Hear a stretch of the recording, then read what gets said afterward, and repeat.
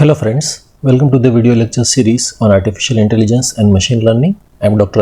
Dafda, and in this 50th video class of AI/ML, we will understand the game theory in adversarial search.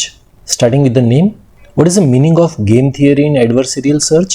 In artificial intelligence, game theory provides the mathematical foundation for adversarial search. It defines how competing agents with opposite goals interact. Algorithms use these concepts to look ahead, predict an opponent's best counter moves, and choose the optimal strategy to win. It is called game theory because it mathematically models interactive conflicts like parlor games, that is, chess, tic-tac-toe, checkers, etc., treating choices as moves and final results as payouts or scores. Okay, so let us start. In our previous video class, we understood what adversarial search means. We studied that an intelligent agent must compete with another intelligent agent. Now the next question is, how does an AI decide what move to play? To answer this question, artificial intelligence uses a mathematical concept called the game theory. Game theory studies situations where two or more players make decisions that affect each other. In every move, a player not only thinks about its own action but also predicts what opponent may do next. This makes game playing very different from ordinary search problems. Game theory forms the mathematical foundation of many AI algorithms used in games such as chess, tic-tac-toe, checkers, Connect 4, etc. Throughout this chapter, we will learn how AI uses game theory to make intelligent decisions in competitive environments. Okay. Earlier in this course, we solved search problems such as route finding and the 8 puzzle problem. Games can also be viewed in exactly the same way.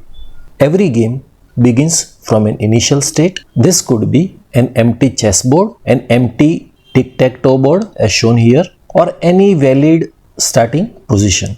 Players then take turns making legal moves. Every move changes the current state of the game into new state.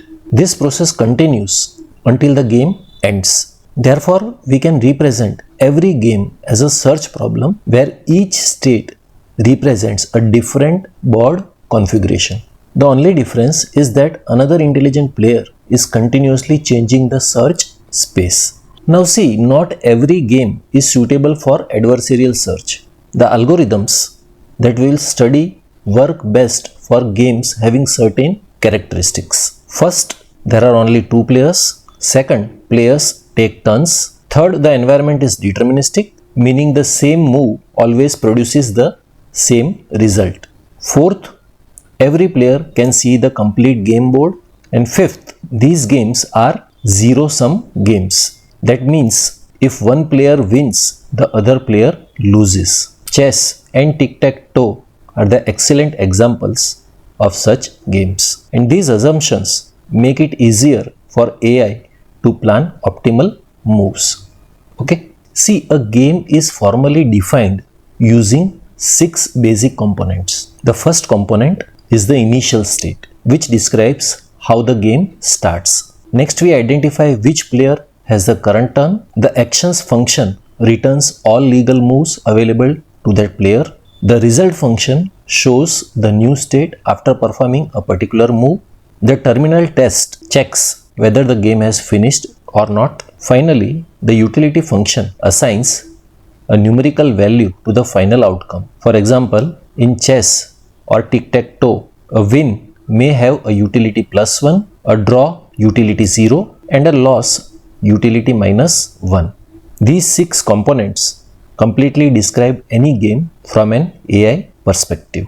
Okay. Now let us understand the game tree representation. A game tree represents all possible sequences of moves. For example, this shows the initial empty tic-tac-toe board, and this is called the root node or initial state. Since Max always moves first the first level shows all possible moves made by max by placing a cross, as this is a game of crosses and zeros. And obviously, because there are 9 empty squares, there are 9 possible first moves of cross. Next, the min will play by placing a 0 in one of the remaining empty square box. So after the move of min placing a 0, these may be different states which has one cross and one 0. Again it is the turn of max, who will keep his cross again, and after max again it will be the turn of